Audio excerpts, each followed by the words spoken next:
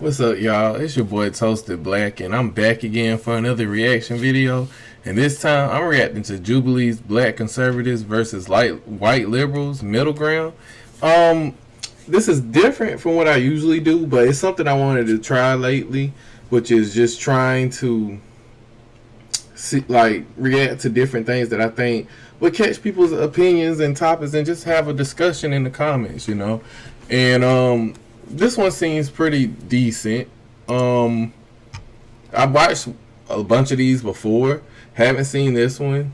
I started watching it and then I stopped because I was like, you know what, this would be a good one to react to with y'all. But I just want to know y'all opinion on some of this and why I'm watching it. So let's get into this and let me know what y'all think. This is the 112th episode of Middle Ground, and we want you to help us decide what the next 112 episodes will be. Join our Middle Ground Patreon community and make Middle Ground with us.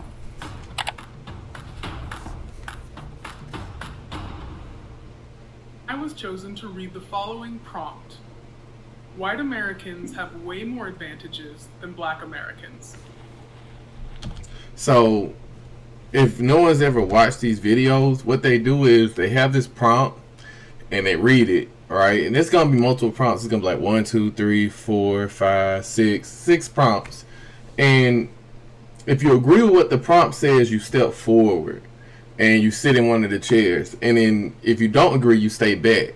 And then they let the people who agree talk amongst themselves for 30 seconds or a minute. And then the people who didn't agree get to come up and talk as well.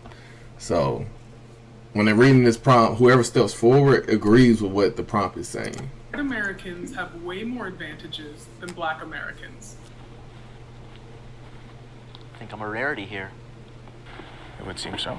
Do white Americans have more advantages because they're white, or do just white Americans have advantages because of historic factors? I think that people want to argue at the end of the day over whether it's because you're white or not. I think that the answer is because you're white in the past, and that's how it kind of carries over to today. Even in times of the United States history where black people tried to build wealth, with the Tulsa riots and everything, where that this wealth has been destroyed.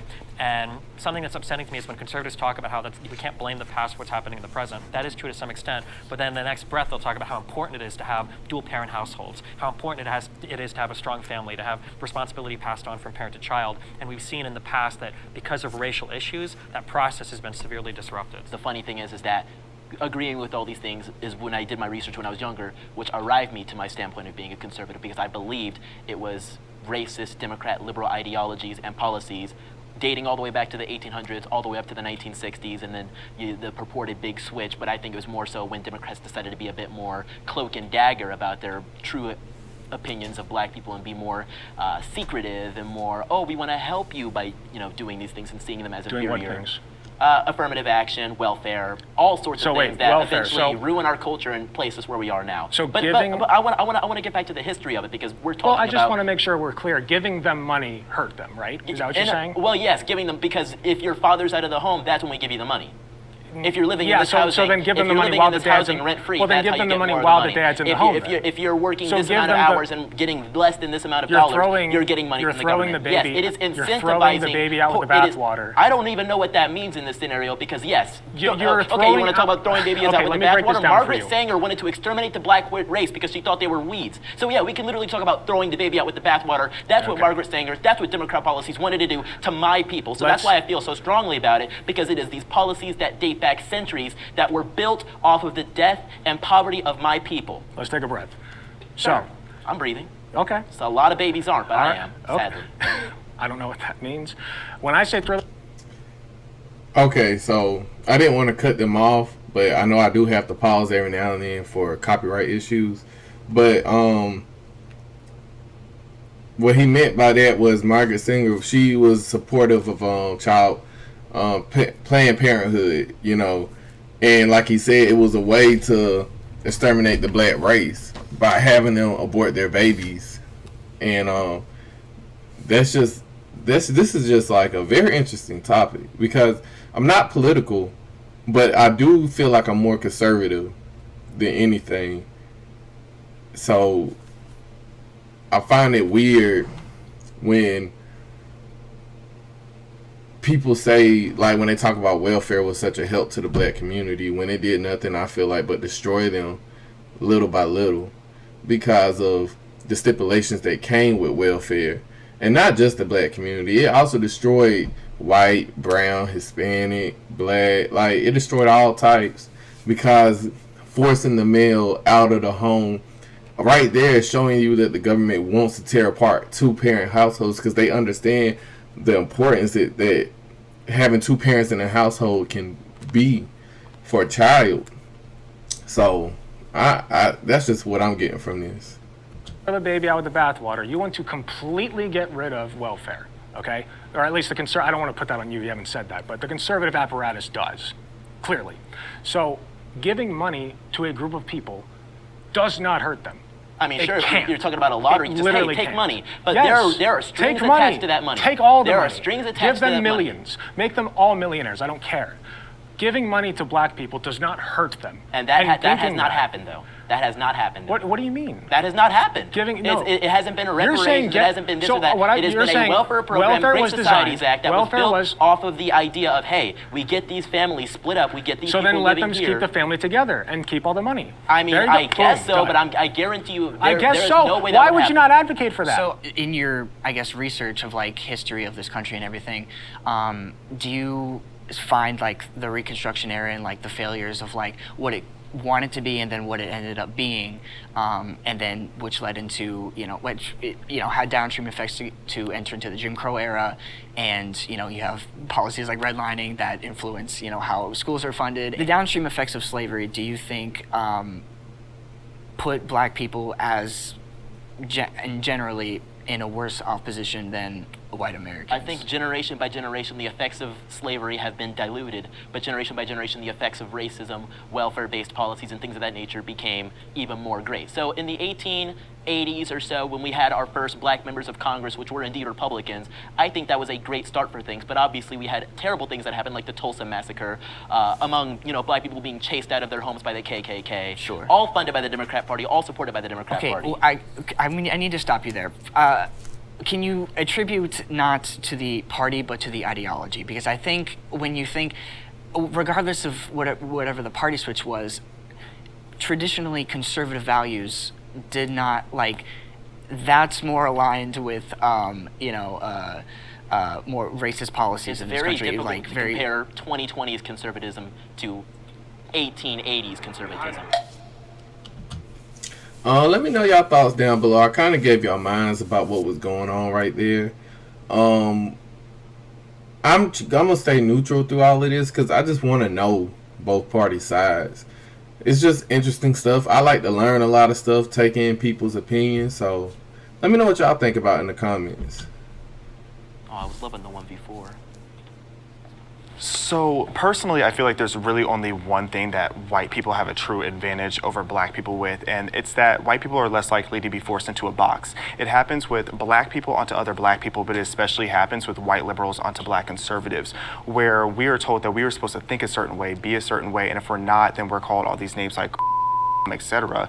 And the worst of all is bootlicker, because I hate when a white liberal tells me as a black man that I'm a bootlicker, because then I ask, whose boot am I licking? Because you're telling me as a white person that me as a black person that I'm licking your boot because I don't think in this box that you want me to frame my mentality in. That to me is real racism, and that's what we need to stop allowing to happen to us, because black people are so quick now to not branch out and to have new ways of thinking, or to go into careers like agriculture and these other career paths that black people don't typically get into. It's not because of racism stopping them from getting in there. It's because we're told for so long that you have to follow this path and you have to think a certain way. I think America is a great place for a black person. I think I'm an American. Anything that's available to you is available to me and mine. I've personally never experienced white people having way more privileges than me.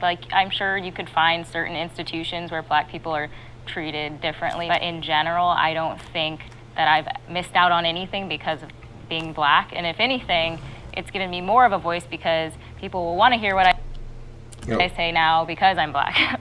So if anything, I have more of a platform now just on the basis of being a black conservative and saying what's not popular than I would if I was just a white person who was also conservative. And see, I feel like a lot of black people feel like that nowadays, where you feel like if you're black, a lot of people put so much emphasis on what you have to say now because of your skin tone, not because of what you're saying. And then you feel like you lose your identity all to your blackness. And it's kind of like a dual-edged sword. That's how I feel, at least. But yeah. I agree with the Supreme. Okay, so here's the next prompt.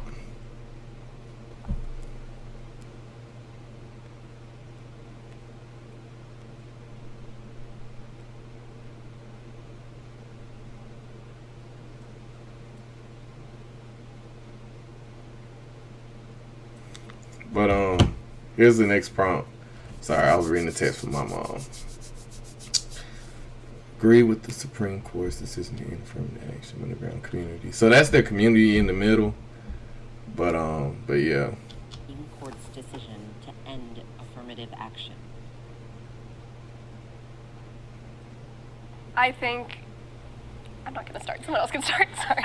I think affirmative action has served its purpose. I think that it was necessary for a particular time, and I think that every black person knows how to get into college. I mean, you could pull out the names, the Oprah, President Obama. You can pull out the head of Time Warner was black man, the Forbes was black man. We know what to do now. We don't need affirmative action anymore. And to me, affirmative action is offensive sometimes, especially nowadays, because I have 6 children and 2 boys, 4 girls, and all of them went to Harvard and Columbia and this one and that one, and it breaks my heart to think that they accomplished that goal of getting into these institutions just because of the color of their skin. I can definitely say that it creates a lot of tension when you have affirmative action. I remember my first week at the University of Illinois, I was sitting with some classmates, and a white student turned to me and jokingly like, "Hey Xavier, like, did you just attach a smiley face when you applied for this college?" And I started asking what he meant, and he said to me that he was like, "You're black, I'm assuming you had decent grades.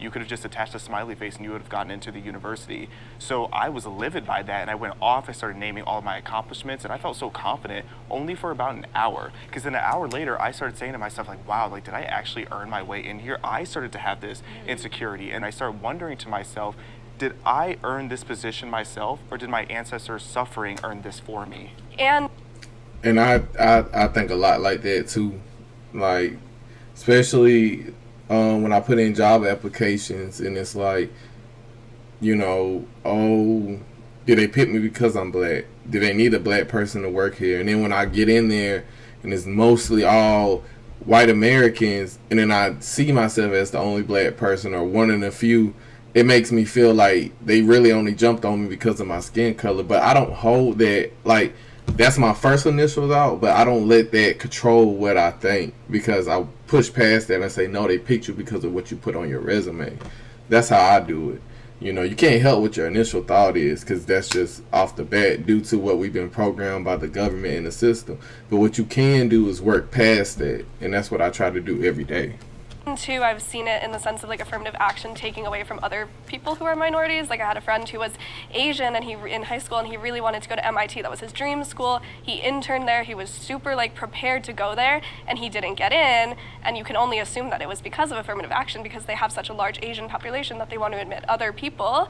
Yeah, I was going to actually argue that it's more racist nowadays because it excludes so many Asian Americans from getting into universities who do deserve a spot and they can't get in because of affirmative action, which again, like you were saying, was necessary at the time. Yeah. But now it's like anybody, if you have the skills to do it and you're in America, you can get in. I don't think affirmative action is the worst thing, considering all the different types or aspects of a background you might take into account when somebody's getting into college, whether they were in certain clubs, you know, Boy Scouts, what type of classes they took, that might not be available to everybody. I don't think that factoring in the affirmative action is necessarily a bad thing, but I feel like because of everything you guys have said, the optics behind it are so horrible today that even if it is slightly beneficial in the long run for certain people, I think we can probably refocus most of that into figuring out like the class that people come from, the neighborhoods, the backgrounds or whatever, without it having to necessarily target race. The only thing that I kind of wonder now that it's gone is instead of a black person being in school thinking like, man, am I here because I'm an affirmative action pick, is it going to be a kid that is poor or a kid that's from a different zip code? I think we should do away with all of it. Just like submit an application, no demographics. Why do they ask your sexuality? Like why do they ask all that stuff?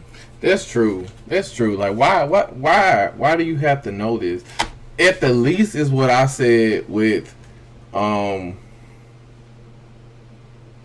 what he was saying, the other white guy, where he was like, maybe if it's based on like your zip code or something, because not everyone, I agree, not everyone has the same rights to what everyone else has. Like a child, you cannot tell me a child growing up in Beverly Hills, Los Angeles, like California, is gonna get the same education that a child all the way in Chicago on the south side, or the west side of Chicago, you know, that can barely make it to school safely, who's scared to step out their house, and you know the classes are overrun by gangs and violence. You can't pay attention, and you know, you can't tell me that from those two they're gonna get the same education, the same classes, the same benefits, the same. Like, that's where I could see where he was saying coming in, but I also could see, like, just take it away with it all. That way, nobody has to sit here and say that they're from here, this, and that. You just get their name and what they have. Like, that's how I can see it, too. But let me know what y'all think. So, if affirmative action accomplished its purpose, why do we still see the disparities that we do in the professional workplace? If you average white wealth and compare it to black wealth totals, white people as a whole have about 50 times greater. And I'll pause this so y'all can see it. But in the United States, the average black and Hispanic or Latino households earn about half as much as the average white household, and own only about 15 to 20% as much net worth. This is by the Federal Reserve. Wealth than black people as a whole, per capita. So I just don't understand why you think affirmative action has accomplished its purpose. I don't see Curious, why do you assume that just because there is a disparity means it's because of a racial issue? What else would it be from? I mean, upbringing, economic abilities, desire skills. to go, desire to. I mean, So zip it code was their does fault. play a lot. If you grow up in a neighborhood that experiences a lot of trauma, you're not as likely to do as well in school, which means you're. Why did they grow up in a neighborhood that experiences a lot of trauma? I mean, lots of people do. Yes, live in but a- why specifically do more black people? Government assistance programs. Government assistance programs, like what? Try redlining. I mean, you can go into that if you'd like to, but let's take a is look relevant. at the Great Societies Act, which was created to kick black fathers out of the home and get black mothers on welfare assistance. These things aren't beneficial for economics. These things aren't beneficial for actually paving a way for success for black children and black families. I mean, reducing a two-family household to a one-family household isn't going to make them the richest man in the world. It isn't even going to get them out of high school. Nonetheless, You mean the ability parent. to even get to college. You mean Yeah, two-parent? the child, yes, but a two-parent household Yeah. in comparison to a one-parent household, that child is not going to be nearly as successful. That child is more disposed to being sent into prison by doing crimes or not doing very well in school. So how are they even supposed to get that, that wealth disparity shrunk if they aren't even able to get out of the community that is causing these problems for them? Something I think that this conversation illustrates is that, like, affirmative action is literally the very end of the line of a lot of different parts of a person's life. And by that point, trying to rectify all of the inequities that have existed, to try to remedy any of that at the very end with affirmative action, it might just be too broad a brush. And maybe we'd be better served focusing on the earlier issues than trying to throw a kid who maybe, can barely read at a 6th grade level into a college to hope that that's the thing that fixes the problem at the end of the line. I think affirmative action. I like that. I like what he said right there. There's so many other problems that the government, that the system and the government had put into place to hinder black people, to the point where they tried to fix it with affirmative action.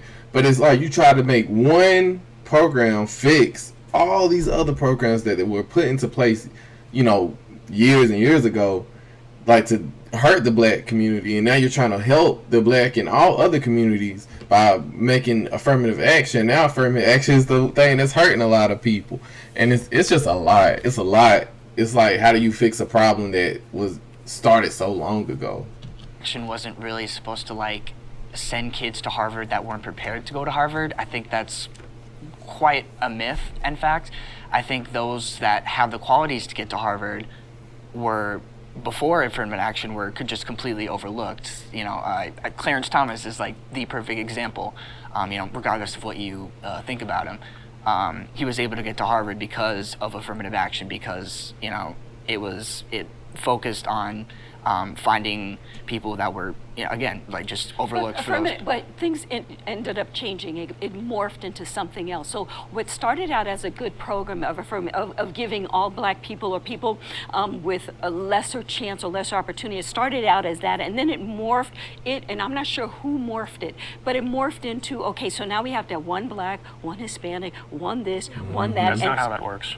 But hey, talk to the corporations, talk to the people who hire, talk to the board members who say we need to have a woman on the board, we need to have a black on the board, we need to have a Latina, a Latinx, whatever on the board. So it morphed from helping us into now Tokenization. Yes. So you have to have one of this, one of that. Diversity hire. Well, when you start with a country where people only hire you if you're white, that's necessary. And I know that you said that it started good and then ended whatever. And I don't think that affirmative action was perfect by any measure, but we still see really, really bad inequality. So if you're going to get rid of affirmative action, what's the replacement? Meritocracy. Okay, so I was trying to pause before she said it because I don't know. I still don't know what meritocracy is, but that is a tricky question. You know, what do you do to fix all these problems? But I do feel like what they were saying is tokenization, because now you have all these people saying, you know, hey, we need one black person, one girl, one this, one that to show that, oh, we're, you know, inclusive.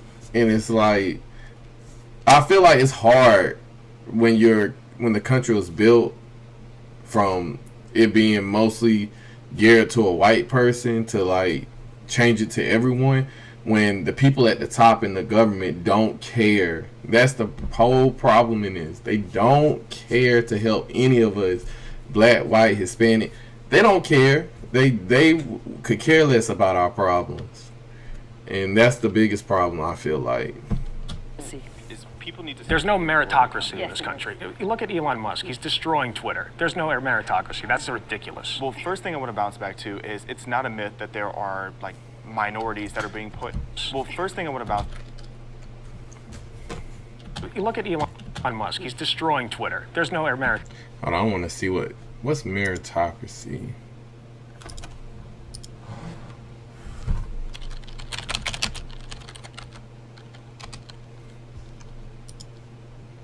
MERIT.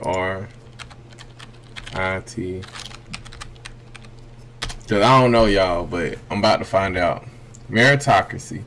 Government or the holding of power by people selected on the basis of their ability.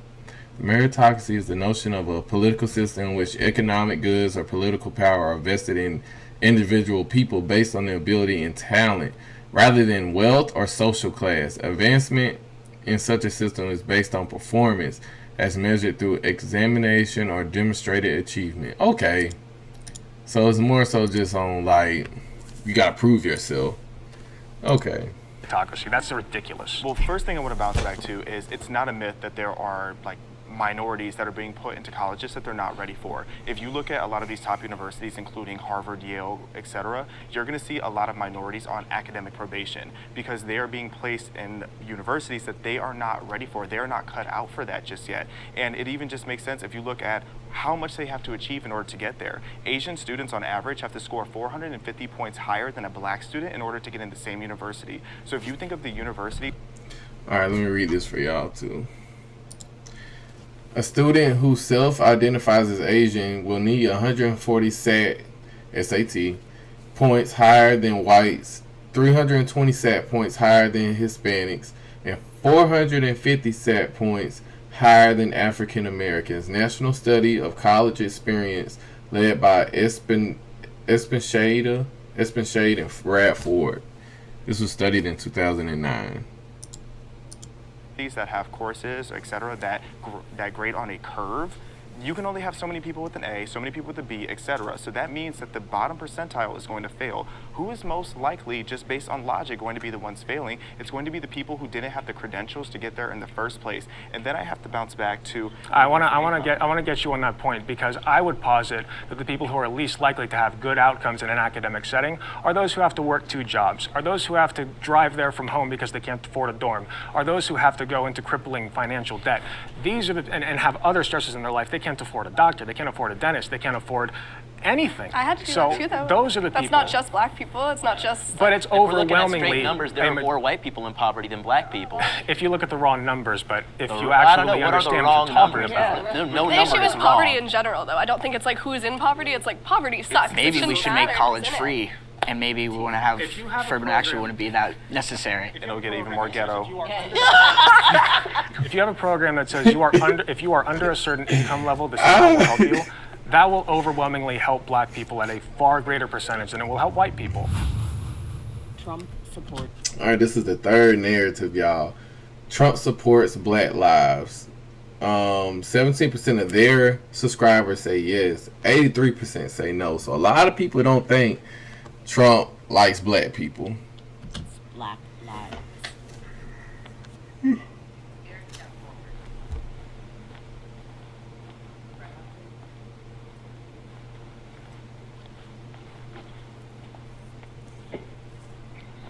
I think that President Trump supports all lives. I think that he looks at all American citizens as equal. I don't see him doing anything that would make you feel like he does not support Black lives. That's, of course, going to lead into the conversation of Black Lives Matter, which was a movement and an organization with so much corruption. Donald Trump not supporting that organization doesn't mean that he doesn't support Black lives. It just means that he doesn't support the fraudulent organization that's stealing so much money from so many people to do absolutely nothing with it, nor does he support a destructive movement that is destroying cities, communities, lives, etc. So I don't see why someone would think that President Trump doesn't support Black lives.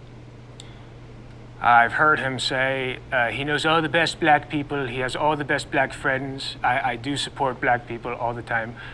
So sorry, that was a very bad impression. But I don't think Donald Trump wants bad things to happen to black people. So in that respect, I think he does support Black lives. But the other side of that is he's not really doing anything. He didn't do anything as president, certainly, to uplift black people. The economy affects black people. Yeah, I certainly disagree with that point. One of the biggest things I What does he do for the supported economy? personally, well, yeah, we'll get into that one later. One of the biggest things he did is he secured permanent funding for HBCUs, one of the largest increases we ever saw for HBCUs, personally done by his administration, among many other things. The First Step Act, which, you know, there's a lot of debate about whether it was really the best thing to do, but that was definitely a kiss of love to the black race.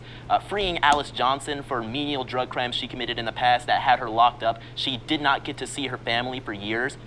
Yeah, but that's not like, okay, I did say I agree, but I agree in the sense that Donald Trump doesn't literally want bad things to happen to black people, like I think a lot of conservatives do. So I think that he just says the most yeah, I do think that. I think he says the things that will get him elected. So I don't think that he has any personal grudges against most people. He just says the most popular thing. So I think like Ron DeSantis would be somebody that I think actually wants black people to be hurt. So by that standard, yeah, Donald Trump supports Black lives by leaps and bounds. You think Donald Trump says the most popular thing? Yeah. Really? Yes. Then why do so many people hate him? He got elected as president. Yes, he did. Yeah. He didn't win the popular vote either time. That's a liberal what your talking side point. wants to say. That's a liberal talking I'm point. helping you here. I'm trying to see the logic in this. Obviously, he says things to be elected as a politician very similarly to how Joe Biden did, except Joe Biden actually has a history of racism. If he said things that people didn't like, he wouldn't have been. That is true, because Joe Biden sat up there and said that, like, if you don't vote for him, you're not black. How you supposed to tell me what I am? Like, what? Our president. So you like everything that Donald Trump says? You think everything he says is popular? I love a lot of the things he says. I think he's hilarious. When he said big water, that was one of my favorite quotes. Big water. Water, big water, ocean water. He has the funniest one-liners, so I love a lot of the things he says. As far as policy, he sucks, but... I'm just shocked you're wearing a Hunter Biden hat. He likes a different kind of one line. Oh, I know, conservatives love talking about his... No, Coke. It's different. Coke, not Coke. Trump is less of the issue and more so the people that support him, like Die Hard. They facilitate that kind of like hate, I think, for a lot of people, not just black people, but like... I mean, this man took out like a full page in a newspaper calling for the public execution of 5 black kids. His hotels, all of his businesses have rampant history of denying black people apartments or whatever. So I forgot about that. I should not have stepped forward. Look, I mean, Donald Trump cares about Donald Trump, so I don't think he really cares about anyone, I guess, unless you're like super rich or whatever. When you look at his history on racial issues, whether it's the shithole countries comment, the plethora of comments he made about Mexican people, just the comments he made about Muslims, the idea that Trump cares at all about some particular racial minority, I think is a little bit silly. I think Trump will say whatever he needs to say to rile up his base and to get elected. I don't necessarily think those statements come from a place of hatred.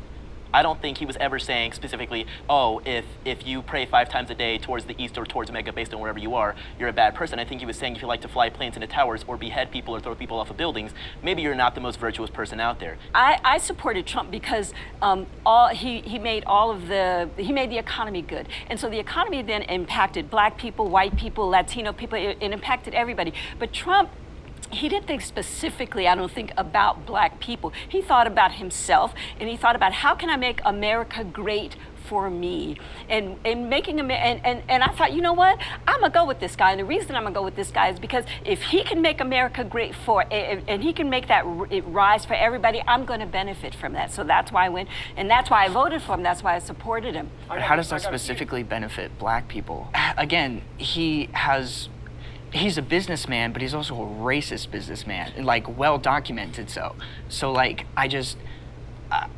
and Biden's not. Biden's not. Yes, he is. He created the crime bill.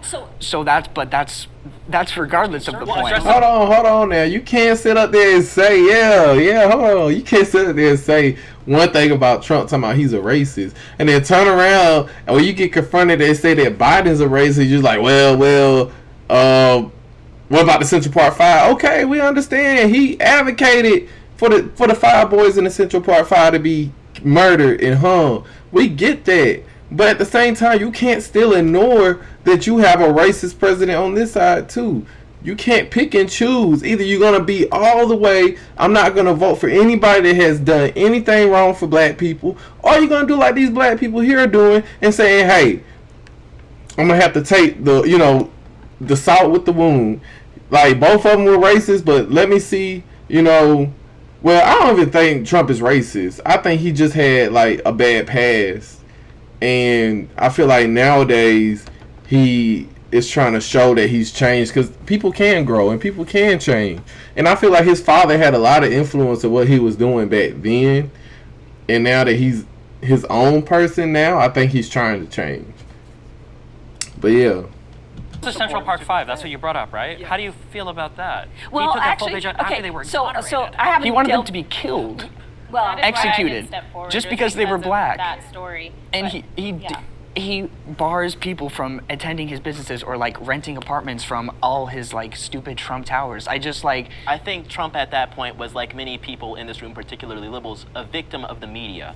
I think he was scared. I think he was ashamed of the things that he heard in the news and wanted to take action himself as a businessman, not as a racist. Why are you infantilizing him? I don't like, also real quick, because people keep bringing up this comparison to the '93 crime bill from Biden. That crime bill, this was at the height of like violent crime and the crack epidemic in the United States. The Congressional Black Caucus supported that crime bill. Everybody in the United States supported that crime bill. Mm-hmm. The idea that crime bill was like some racist piece of legislation that Biden was just wheeling out because he hates black people, and that's somehow comparable to the Donald Trump's treatment of the Central Park 5 that were already exonerated, that wasn't a victim of the media. The media said they were done. They were exonerated in court. They weren't there. As I understand it, the prosecutor of the 5, he was a black guy, and so in being a black guy, he went and he looked at all the evidence and said these guys are guilty. Black people can also be racist against other black people. Or just make mistakes.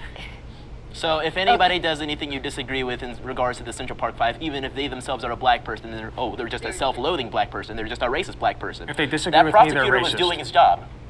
That's my policy. If they disagree with me, they're racist. I like that. I think Trump has shown a history of ignorant at best and racist at worst behavior. I didn't vote for him or Hillary because I just don't see him as a conservative hero. I don't even think he's a conservative.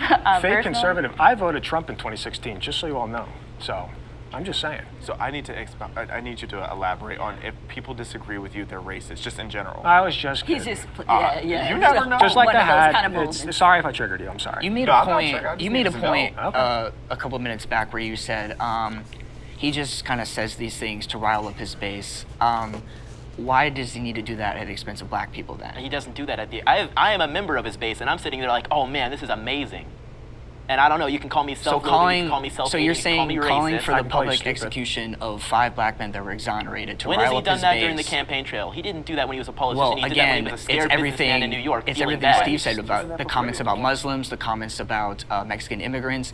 Why does never he about Mexican immigrants, never about Muslims, about terrorists and about criminals and rapists. These are very important delineations to make, and if you believe I that think when you you offend the media understand, about, or oh, it's I all think Mexican it's- immigrants, I think it's more of you being, oh man, these poor Mexicans, they need to be supported. It's more of that savior complex. Wow, What was we're the back rationale again. behind axing or trying to axe DACA?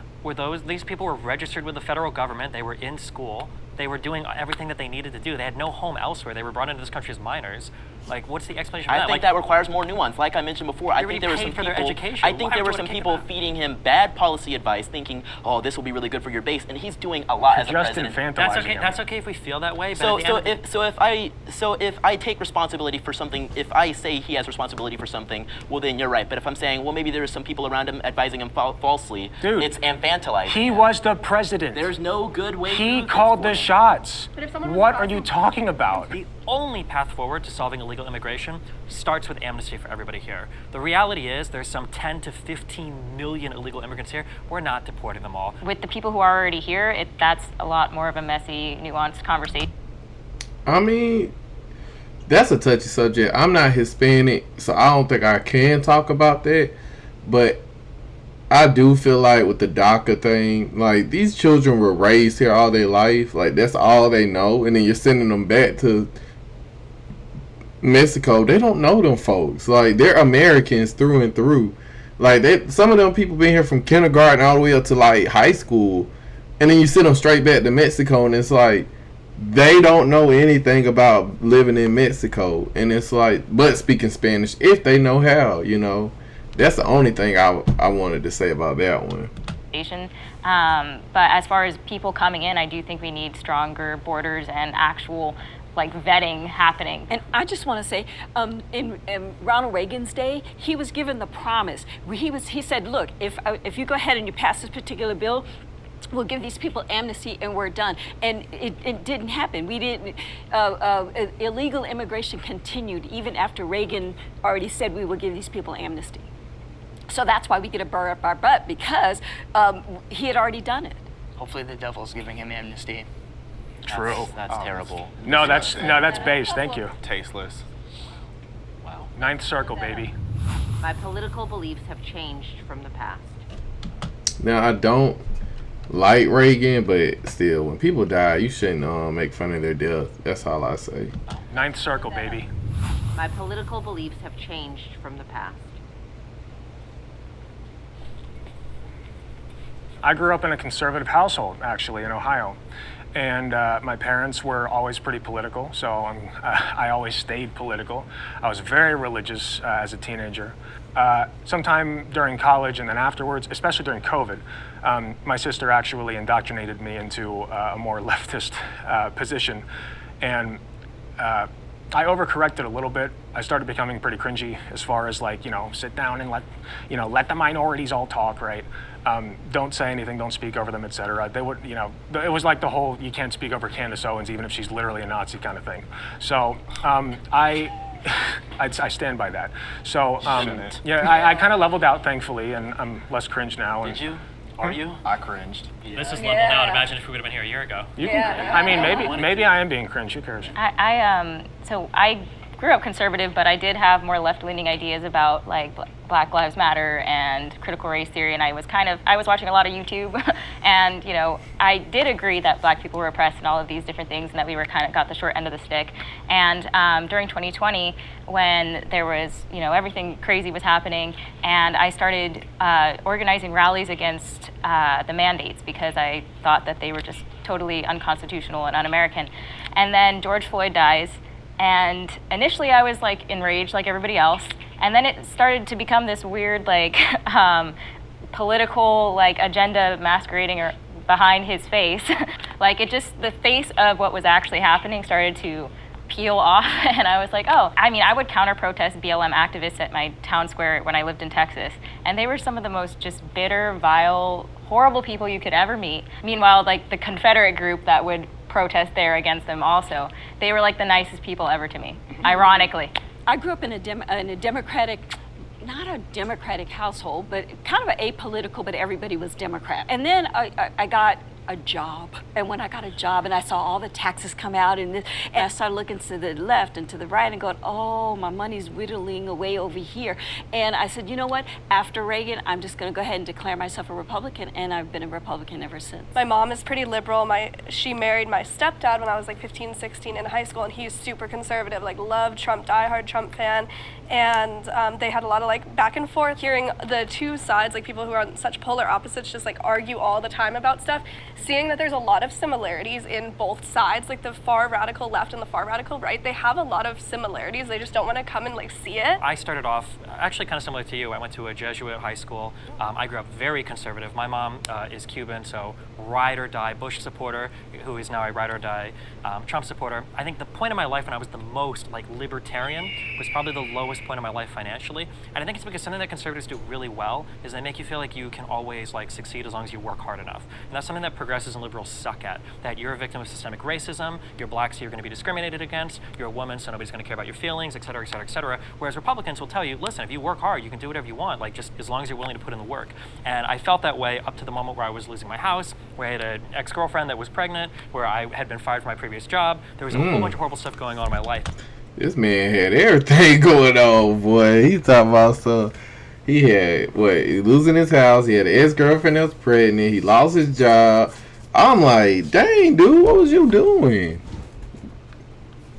And I very, very luckily got into online content creation. And from there, as I started to make more money, I started to pay more taxes. When I get older and I look at taxes that come out of my paycheck, I care a little bit, but it was just so funny to me that back when I was making $15,000, $20,000 a year, I'm like, I gotta vote for the lower tax bracket, blah, blah, blah. Like, I'm barely paying any taxes anyways. And now that I'm older, like if the government wants to take, a few, 10, 20, whatever, how many more $1,000 out. You just said you worked hard. I did, but I got very, very, very lucky doing so. Very lucky. Do you think it's just luck? It's not just luck, but the difference is that born into a wealthier family, you can make so many more mistakes in life. And when you're born poor, you get like one or two before your life is over. And that's really sad to me. Yeah, so I used to be a liberal. I voted for Bernie Sanders in 2016, as much as I regret that now. My family was pretty left-wing. Some of the people in my family were like radically left, like would refer to white people as blue-eyed, red-headed devils, things of that nature. And as I got older, I actually started being really outspoken for BLM. I was supposed to be on a reality show teaching people how to be a BLM activist.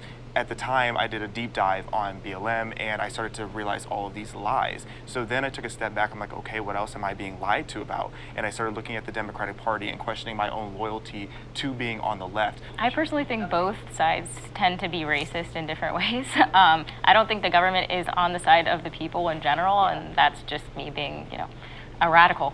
When I was young, I used to jump for joy and say, oh yeah, Obama, black president, that's so amazing. He's the same color as me. But when I started to do more research, one of the biggest things I was confused about is, well, why is he a Democrat? What is a Democrat? I did more research about the Democrat Party, and sure, you guys are gonna pop off about the head saying, oh, there's a party switch in the Southern strategy and all these things. Which is true. Which you may say is true. I don't believe it is true at all. You're I wrong. understand, you may think I'm wrong. You are. However, one of the biggest questions I had was, why is Obama in the same party as the people that started the KKK, the same people that voted against the Civil Rights Act, the same people that are on the news talking about how black people aren't able to accomplish anything and need to be on welfare and need to be promoted with affirmative action and things of that nature. I also, in terms of, of my political journey, I was raised conservative, actually. And then high school became, sort of apolitical. And then throughout college and just throughout my life since then, I think you can call me a progressive, you can call me, socialist, whatever you, but that's, in the area of where I fall.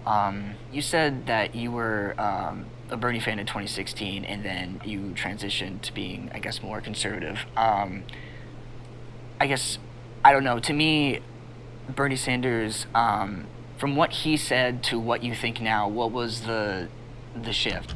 So I'm gonna pause it right here, but from what I get, they all come from like different backgrounds, and that's pretty cool that Jubilee took the time to actually find these people and to actually bring intelligent people that can hold a conversation and kind of know what they're talking about. Like, these people do research, and I like that. I like that they did that. You know, they didn't just bring on average people who don't know anything. For me, it was socialism, because back then I was a very broke college kid, and I just had this mentality that everything should be free, and I was feeling a bit entitled, like everything should be handed to me because I was black, because I was very much in that mentality. As I learned more about free markets, as I learned more about capitalism, I started to appreciate that much more. I started to appreciate small business much more, limited government, low regulations. I just started to like that much more. But I would say just more when it comes to economics, I don't agree with him. Reparations are necessary. All right, so reparations are necessary. I think this is gonna be the last topic, or the second to last one. But so far I'm enjoying this. This has been very like I'm learning a lot. I don't know about y'all, but I didn't know what that the M1 that we were talking about earlier is slipping my mind. But now we know that it's basically a system where people improve or put into positions based on what they've proven about themselves, you know?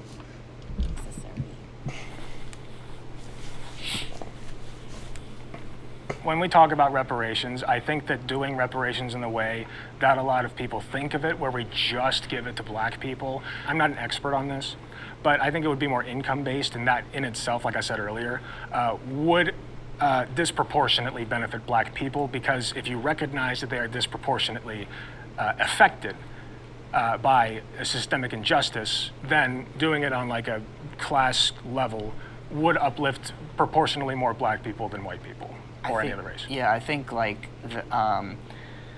mostly like black GIs that were left out of like the New Deal, for instance, that to be able to come back and as a white American, as a white veteran, to get a home loan and then build that generational wealth, you could not get that as a black American. So there needs to be, I think, reparations. I don't care really what form it comes from. I think free healthcare, free college, so that everyone has like an equal opportunity to educate themselves, to build a better life for themselves. So it's sort of like, and I think Germany is also a perfect model to follow. You know, by issuing, first of all, a formal apology, which we haven't even done that, but also just like donating to like different funds, and you know, just I think a more equitable society, striving for that, is reparations in and of itself. I have no problems with reparations if they had happened initially during the like slavery or the civil rights movement or any of that. But to try and do that now logistically just doesn't really make any sense. And like, where would this money come from? Like, we're in so much debt as a nation. Would I get this money? I'm biracial or triracial. Like, do mixed people get it? And like, do Irish people get reparations when they were indentured servants? I think for reparations, if you can find specific instances of somebody being like actually deprived of something, whether specific instances of like the 40 acres and a meal promise, or whether you can find specific cases of like Chinese people building railroads, or Irish people, or whatever, people being deprived of things, that's okay. But otherwise, yeah, it's a logistical nightmare. There's no possible way that we'd be able to do it well.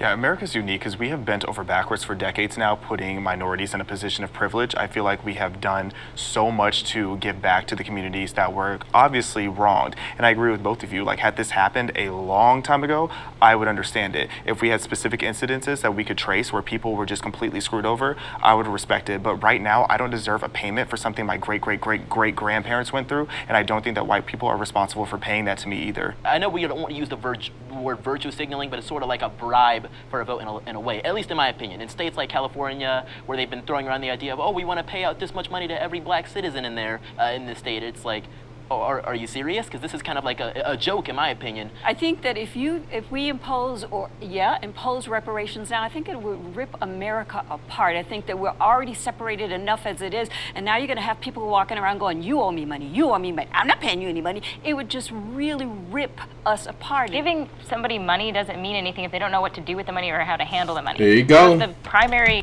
There you go. People need to learn. People need to learn about money. Money management, financials, like how to just handle your money. You know, like I think that's the biggest problem in the black community is a lot of people don't know financial wealth and how to handle it. Issue in black culture or with black people is generational trauma, then maybe they need more therapy than they need money, honestly.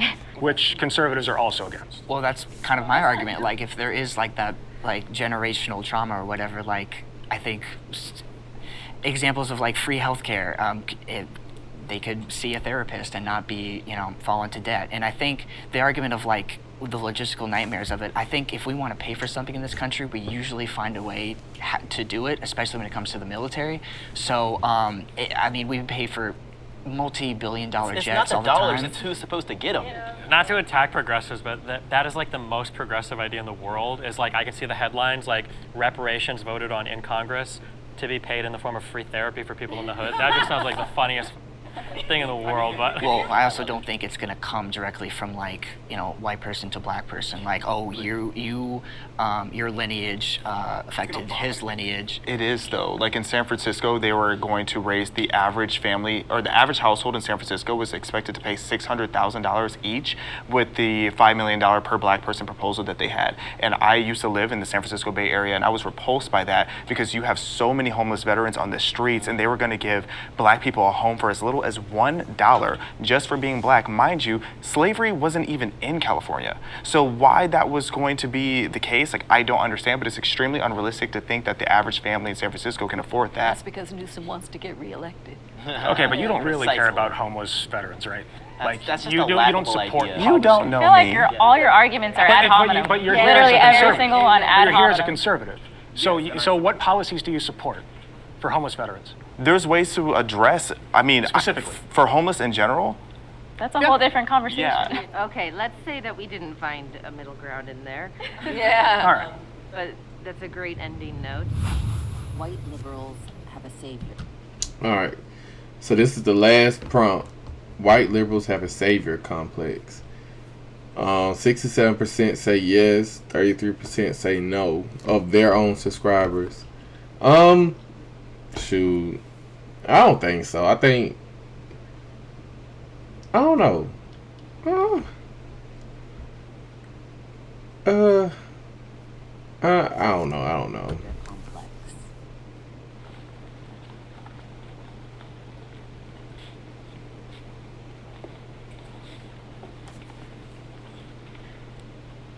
Well, I gotta say, this is a shock. I never expected all four of you to just come forward and admit it, but you know what? I'm happy with these results. I just think it's a lot of people, I guess, people, of the left, whatever, can kind of fall into that trap of thinking that, black people as a monolith need to be saved as a whole. I have no shame about it. I have a savior complex as an older brother, and I will save you whether you like it or not. So that's just me. Well, it's definitely not, because a lot of us are really just exhausted of being viewed as our skin color. Because when you have this mindset that you need to save black people and we're just sitting here minding our own business and living our lives the way we want to, I don't know why it is that people feel this immense pressure to be so apologetic and just always trying to cater and coddle to black people when we just want to be treated like everybody else. We're equal for a reason. I think especially recently with a lot of riot stuff that's gone on or protest stuff that's gone on, people on the left tend to infantilize a lot of different types of protesters, and especially even talking to some of the other black content creators I do content with, when you hear a lot of progressives come out and say, well, they don't have a choice but to riot or break into the store, or, well, they're stealing, these electronics or shoes for good reasons, you just don't realize it. I think a lot of people kind of look both ways, and it's a little bit weird that there's such a complex on the left to excuse every single possible negative behavior from somebody, as long as they're a skin color that you're kind of in charge of protecting.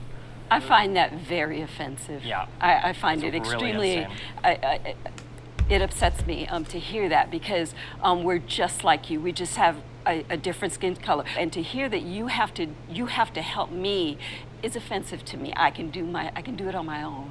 Well, we have to break down sometimes why these riots happen. MLK once said that riots are the voice of the unheard. So if you are to address the problem and stop the riots, you have to address the underlying inequality that has historically been pervasive. Even if you as individual people are doing fine and you don't want anybody else to get in the way of that, that's cool, and I'm not going to be the one to get in the way. But the disparities are undeniable. So if you take pride in having like a white savior complex, what is it that you think that you're doing to save black people, and what is it that you think that you're saving black people from? I am trying to make the world a better place through whatever means I can, and But you're doing it on the backs of us. I wouldn't say so. Yeah, I actually do. I feel like you want to be a savior and you're using me to make yourself feel good. That's what I'm How am I hearing. hurting you? You're not letting me have my own voice. You're not letting me speak. How? You're speaking now? No, You're cutting her off. Yeah.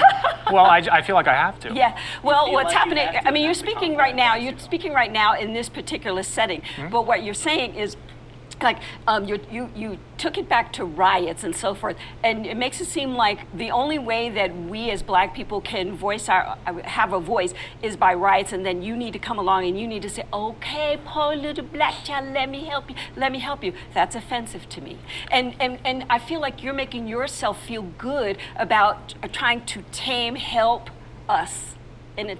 I also think that, like, when we talk about damage, I think especially when it comes to a lot of the shoplifting stuff that's going on in certain cities, you get a lot of white people that live in. I can see where she gets that from.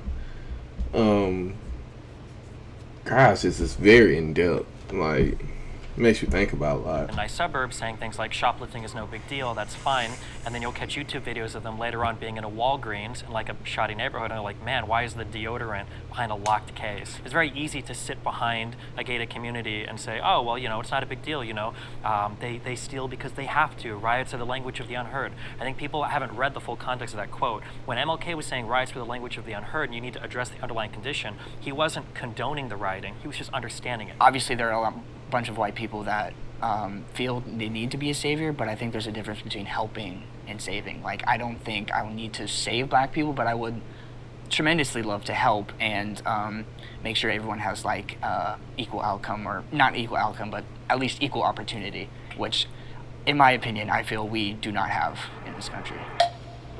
This is awkward. Hi, guys. So I didn't step forward just because I don't want to broad brush all white liberals as having a white savior complex. I have experienced white liberals who do have that, and they're very unpleasant people. But I don't think every single white person who's a liberal or who is an activist for BLM or any of those things necessarily has a white savior complex. I think that there's a lot of white people who genuinely think that black people are oppressed and they want to help, and that's what they're told. What it seems like to me, when most people have savior complex, regardless of whom they're trying to save, it's like they're taking real pain and real trauma and using that as a way to push this political agenda, but also to alleviate themselves of whatever guilt that they feel unnecessarily. Like, I don't know why a white person today would feel guilty for things that happened decades ago, let alone something that happened centuries ago. I've never seen a white person say, I personally feel guilty for slavery. Maybe they're out there, but I've never heard that. Yeah, in second grade, when they taught us about slavery, almost every kid in my classroom would spend their entire time looking at black kids in that classroom. How was I supposed to not think, wow, these people are feeling guilty for something that they have no involvement in and I have no involvement in? Every kid in my classroom understood the context. People hate feeling uncomfortable, and obviously you don't want to feel like the bad guy, and so I feel like it comes from a place of like, oh, well, like, let me make sure that I'm different and like I'm showing you that I want to like help you, but it comes across like I think it can land very poorly. I'll tell you what, stop it. Stop it. Because what happens is when you put yourself as the white savior, what you do is you elevate yourself above the black person because you feel then like you have to save us. So just stop it. Just treat everybody regular and normal. Just like I would treat you regular and normal, you treat us regular and normal rather than trying to save us. I just got one thing I wanted to bring up earlier about taxes, because you were saying that you had your job and you were talking about how like you get the tax every time and you're like seeing your tax go up. I worked in nursing homes in 2020 COVID. Okay, so they transition to their final thoughts. I'm gonna get mine before I let y'all get theirs. I feel like they had a lot of common interests, common points, but the talking points, they were really good. I just feel like a lot of people get caught up with just basically trying to help other people and miss the whole entire thing. I think what I learned from this is you got to do your research. You just have to be prepared and just talk. I feel like that's the biggest thing. Like I feel like a lot of these white liberals over here don't have a lot of black friends or friends that just tell them how they feel, or they have one type of friend where they come from poverty and they're getting one side of the story. I think that's a big mishap going on. But let me know what y'all thought about this. I enjoy watching this, but let me know what y'all thing. Let me know what y'all thought down in the comments below. Was on my mind when I watched 60 and 70-year-olds on their deathbeds suffocating to death was taxes. I was worried about health care. I didn't give a shit about taxes in that time. So when I go to work every day, that's what I see. That's what I want to fix. I see you once again elevating yourself above the rest of us, and particularly at me, a white man elevating himself above a black person. He called me a bootlicker. He called me a bootlicker. Oh no, I triggered them all. I'm sorry. I'm sorry. I'm chilling, buddy. So what I hope comes out of this conversation is that we're all Americans, and because we're all Americans, we know that America has a bunch of problems, and I think every person here wants to solve the problems, and I think everybody's bringing what they have to the table with their ideas on how to get us to unify. This kind of stuff, right? But you got something in there. Hopefully, I mean, I'm going to give you the benefit of the doubt that you have something in there that's redeeming about you that would bring all of Americans together. So I hope that we end on the note of American. UNITY. I would like to say we're all made in the image of God, and so we're all have our inerrant worth just because we're made in His image, and we should treat each other as fellow image bearers, not just by the color of our skin. I mean, as Martin Luther King said. He also did not like capitalism. I think something that's really challenging. This guy, I don't know. I try not to be judgy, but this guy has been nothing but rude and cringy, and like she said, always putting himself above everyone else. The guy right here in the shirt, the pineapple with the Hunter Biden hat. He's just, I think he came on here to troll, honestly, because he's been rude the whole time. I've definitely been guilty in the past of throwing around the Uncle Tom word. I used to be hardcore progressive. I'm still relatively progressive, but something that I've learned as time has gone on is being a white person isolates you from a lot of the different types of racial struggles that people go through, and those struggles can take a lot of different forms. Not just, was my ancestor a slave, and not just is my culture bad, but sometimes in the way that, people grow and develop, right? Like, am I actually choosing these political beliefs because they mean something to me, or is it because I'm black or my parents are black? If I speak a certain way, am I betraying my race? If I am a political orientation, am I a bootlicker? And I think that it's important when you're coming from a progressive point of view to understand that even though there are conservatives that are black people, you have to treat them as individuals and not just come at it with this, like, you're black, you're a conservative, therefore here's like 6 or 7 different slurs that I can use against you, but they're approved because I happen to be on the progressive side. This is the... Okay, y'all. So, what do y'all think? Let me know y'all thoughts about this. I like this. I think it brought a lot of attention to a lot of things that need to be discussed. The only way to correct something is to talk about it and bring it up in discussion. But yeah, let me know what y'all thought about it down below. It's been your boy Toasted Black. Remember, y'all, we want to preach: be healthy, be healthy, be happy. Be happy, be healthy, and be safe on this channel, y'all. Please, please, please, please. And until the next time, y'all, it's been your boy Toasted Black, and I'm out of here. Peace.